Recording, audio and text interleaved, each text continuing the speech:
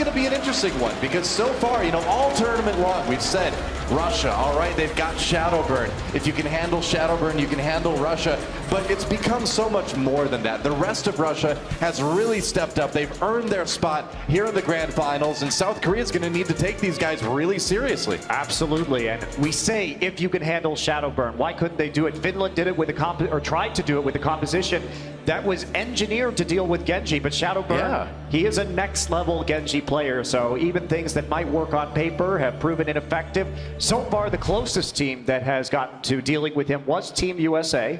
And God's on that McCree, so it is going to be interesting to see how Korea is going to approach this. It will be. I mean, talk about next level. I mean, Korea has a next level Winston and Miro, and Winston, of course, one of the primary ways to handle those Genjis. Arhan is a great Genji himself as well, so I think South Korea, honestly, is a pretty good matchup. We know they can play triple tank because we see it all the time over there in that region, so we'll see what they've got here on offense on Temple of Anubis. Arhan, for the moment anyway, on that Widowmaker. Yeah, let's talk about Russia's composition, because this has been the composition that they preferred very heavily against Finland, with Unfixed on the Mei. And what was so great about watching Russia in that particular match in the semifinal was that they were alternating Dragon Blades and Blizzards so well to control the point, not committing too many ults to one moment in time. And it was Unfixed's ability with the Mei to create these huge zones and to control space that I think really was the highlight.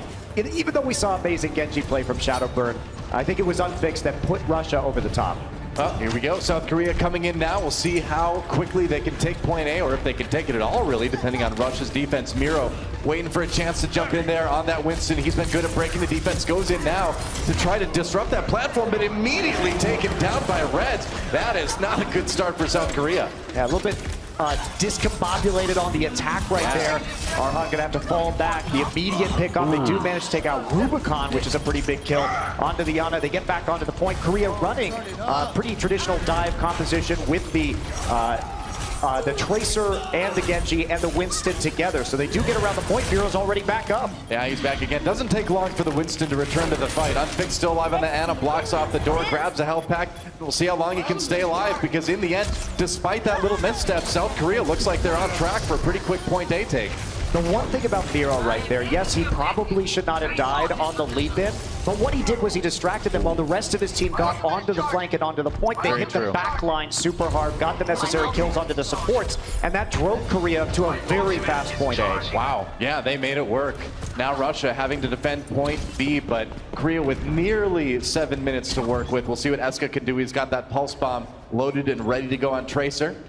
And not going to be a flank here. Yeah, not going to be too useful until Zumba can get a little bit on charge. But Rubicon! If he can take out the support immediately like that, Rubicon not going to have that nano boost now, Doa. Let's see, Graviton Surge comes in for Russia. They're trying to turn it around. They drop the Blizzard as well. Arhan pulls out the Dragon Blade. South Korea trying to get this fight back into their favor. A couple kills coming in for Russia, but Arhan not able to really find anything with that. Finally takes out Unfixed in the end. But it looks like for the moment, Russia will hold. And that was a huge pulse bomb. But yes, Russia is going to hold. It isn't quite enough to push them over the top. And because of that big dedication to that attack, Doa, using the sound barrier, using the Dragon Blade, using the pulse bomb, South Korea is left with only a couple ultimates left over. Meanwhile, Russia, they have the all-important sound barrier on the Lucio. They can give that overshield, and they can weather the storm of a Graviton Surge combined with a nano boost.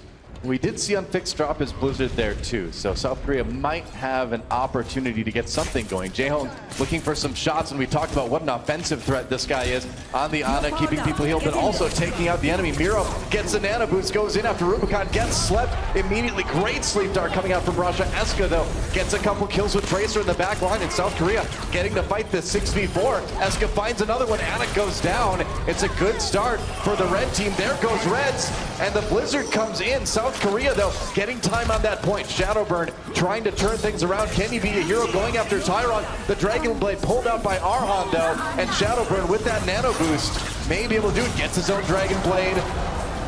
Zumba getting a little bit low, but Primal Rage from Miro, and Shadowburn's going to have to back off. South Korea getting the first tick. But and they'll come back for more. But not much else, Doa. They aren't able to actually cap the point right there again. They committed a lot. They tried to use the Graviton Surge, coupled it with the Big Bang, so they picked up 2 immediately. but they just couldn't get enough done. They couldn't get that snowball rolling on the point. Meanwhile, Shadowburn with that nano boost changed it right into a Dragon Blade. And again, though, it's unfixed. It's the Mei. The Blizzard can cover nearly that entire point. So any headway that's made is immediately canceled out by that Mei ultimate. And Unfixed has been so reliable about getting damage down that he has the Blizzard up nearly every fight. And Miro jumping in for a bit of harassment. Eska sneaking on the side, looking for Rubicon again. He has to watch out for those sleep darts. Backs away, takes some damage, goes for the health pack. Still has that pulse bomb ready to go. South Korea is building up some ults. Jehong 99% now. He's got that nano boost, so Korea may have an opportunity here. Unfixed though, he's got the Blizzard again. I mean, that ultimate comes up so fast, it's hard not to have it defensively. Yeah, and it's been such a core to the way that Russia has been playing. They've got their two big ults, the Blizzard and the Dragon Blade up again, so here we go. All right, sound barrier. Oh, they got the sleep dart onto Eska. Reds gets a couple kills on the Reinhardt. Blizzard used as well. South Korea pushed back almost immediately. Rubicon has been so good on the Ana with the sleep darts on this point B defense. I mean, Russia dropped point A fast, but so far so good for point B.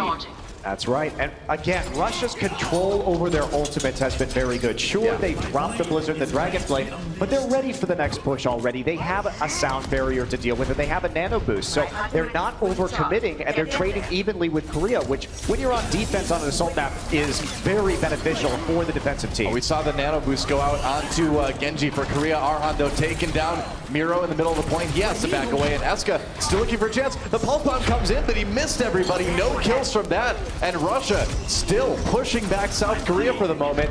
Goodbye. We're sending Winston back to the moon, I guess. Oh yeah, Eska needs to change. I'm glad he switched it up here to Mei.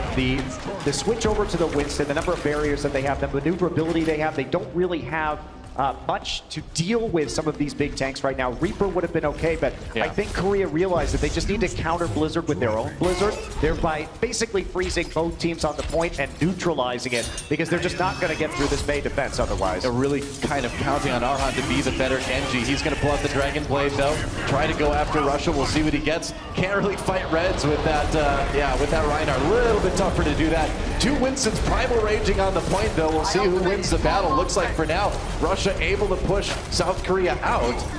And that's it. Yeah, Jehong manages to get one, but Unfixed drops the Blizzard, and he is just taking names, man. That is it. Russia holds again in South Korea. They started out with near 7 minutes. They are down to just 2 now. And another swap coming in for Korea. Arhan now on the Reaper. I think you gotta. I think you gotta deal with it. If Anak actually gonna switch back to the Zarya though. So not going to have the Winston to deal with the Reaper, or the Reaper rather, versus the Winston, an unpreferential matchup for Russia. But now, Reaper going to try and get that ult charge down. Only a minute and a half to work with. They're looking at maybe 1 nano boost, death blossom combo, depending on how fast Arhan can charge. Time to sneak. He's got to be very crafty as he comes in from the side, goes after Reds, gives him a lot of damage to the back. Sound barrier comes in though for Russia, trying to keep everybody healthy, but there's some Blizzard all ready for South Korea, their own sound barrier, keeping them up, and that's a lot of kills coming in for Arhan. He's nearly got the death blossom, and I don't think he's going to need it at the moment. South Korea taking that point, and they may do it right here. They will. 2 points for South Korea on offense. Yeah, very close, Doa. Korea, I think they were late to swap heroes there. I think that they waited a really long time to switch over to the Mei, to switch over to the Reaper. They were stubborn about sticking with this Tracer in particular. And that's been a trait of some of these players, especially I would criticize Lunatic High of sometimes being too stubborn, waiting too long to change. And we see a little bit of a slip in Korea's adaptability, and that gives really Russia a lifeline, considering that, as you said, they were nearly 7 minutes behind when they started the defensive point B. Yeah, as we watch Arhan just tear apart the Russian team here, I agree completely. I think South Korea could have made those adjustments earlier and maybe come out with a little bit more in the time bank, but hey, 2 points is 2 points, and if they can defend on either of these points against Russia, they'll be able to take the map right here. As we swap sides, South Korea on the defense now, Russia on the offense, and Arhan looking like he's going to stick with the Genji. We've seen them run some kind of crazy stuff in the Bastion a little bit earlier, but looks fairly standard as far as South Korea goes here. I think tactically, it would be a mistake for South Korea to try and run a Bastion into Shadowburn's Genji. I think you're probably right on that. That's a fast way for your Bastion to die. I think against certain teams like Finland that were running heavy tank loads, and we saw exactly that Korea in their match against Finland run the Bastion and fool them a little bit. You know, try and bait them into a range where the Bastion could actually deal a lot of damage to their front line. But in this situation, I think going with the Mei a little bit smarter, and South Korea just going to sort of mimic the composition that Russia had last time, although they're going to do it with the Winston on Miro. He really does like to take over the high ground, and they almost always play Miro as their primary tank here on Anubis A defense. That's right. Arhan again, of course, on that Genji, and I feel like more than anything, we've seen South Korea be so strong on defense on these maps here in Overwatch, and we'll see if they can hold it here as Russia goes on the attack. Shadowburn just looking for a little bit of poke on the side as he comes in, trying to build up that ultimate as best he can, and with no Reinhardt, South Korea is kind of vulnerable to that poke from Genji. And until Arhan comes in, Shadowburn has to run for it, takes a little bit of damage. So far, South Korea holding strong. My ultimate is charged. And with Korea, you always see there's somebody applying pressure, whether it's Miro going in for a second with a Zarya shield and the Winston barrier, or whether it's going to be Arhan trying to take over that high ground. They sort of just alternate placement, then they'll fall back and get healed up by Jaehong. So it really does keep the pressure and make it very difficult for Russia to push in, but they are making headway with the Reinhardt. Yeah, and Unfix has been doing a great job of building up his ultimate with these right clicks. He's been landing them left and right. Unfix has to pop that ice block, though, as he gets in a little bit of trouble, blocked off by Eska's ice wall. Now he has to back away.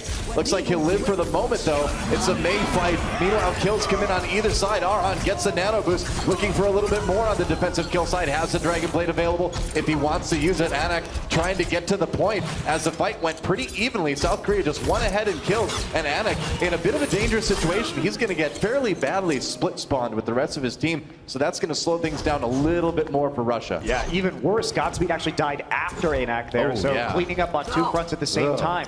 But right there, Rubicon, he couldn't get his nano boost off before being taken out. That was a big, big difference in that fight. Shadowburn didn't have the nano boost to couple with his Dragon Blade. And now we look at Korea. They've got the sound barrier nearly up. Godspeed going to be able to match that one, but Miro just being annoying from the top of the arch. All right, I heard a Graviton Surge go down somewhere. It looks like Russia on the, or South Korea rather, with the defensive Blizzard as well from Eska. Looks like they don't need too much of it as Shadowburn taken out by Miro, and this is kind of the theory we've had the whole time, is that Miro's Winston is so good, and that's exactly what you need against a team with such a strong Genji like Russia has. Not only that, they're targeting Rubicon here. They know he has the nano boost up 100%, but he falls so early in all of these fights. Russia needs to think about how they're going to start trying to protect Rubicon here. Unfix going to switch over to the Tracer, though, and they're going to try and get a flank going. Godspeed sending everybody in with the speed boost. They're going to send Reds deep as well. That Reinhardt Miro a little bit trapped on the side there. Godspeed has the sound barrier as well, but Zunba picking up the first kill onto Anak's Winston. South Korea defending the point as best they can. Reds swinging away, but he goes down. A kill for Tyron, getting a bit bloodthirsty in the support role. Zunba has that Graviton shield as well, or Graviton Surge rather as well if he wants to use it, but doesn't even need to. South Korea winning that fight pretty easily. You know, it seems like the longer things go, South Korea's kind of finding that rhythm, and that's what's so scary about their defense. Rubicon died again, Bella, before he could use the nano boost, but that time it was Jaehong, the enemy Ana, sniping him from the back line. And Jaehong is such an incredible Ana player. Teams have talked about how he's such an offensive threat as well, and you see that. He killed Shadowburn and Rubicon goes down again without ulting. A couple kills for Arhan already as South Korea tries to defend the point once again. Eska will drop the Blizzard and Reds is on his own. He will join his team in the afterlife though as South Korea cleans up the rest of this fight. There goes Anik. And it's exactly what you said, man. I mean, we saw IDDQD talking yesterday. He says Jaehong on the Anik gets kills you're not supposed to get. Somehow he makes it work, and he's making it work right now. Absolutely, but that fight, though, when you lose your Ana early, it's basically Korea fighting with an additional ultimate for this entire map so far. And there aren't heals for Russia, so they go in and just get whittled down. Oh boy, Dragon Blade pulled out for Arhan, gets hit with the Bionic Grenade, so he's in a little bit of trouble. Blocked off by the Mei wall, he will go down. Kills coming in, though, for South Korea a little bit more. Ana getting a couple on that Winston. He comes in, he's got the Primal Rage.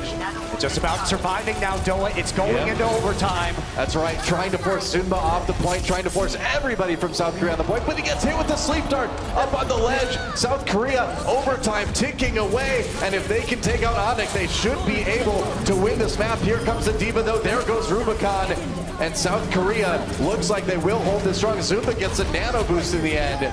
And as Reds falls, that's going to be probably about it. No, overtime keeps going. They come in one by one, but that's not enough. South Korea will take Temple of Anubis. Well, pretty commanding performance there. Their focus on Rubicon.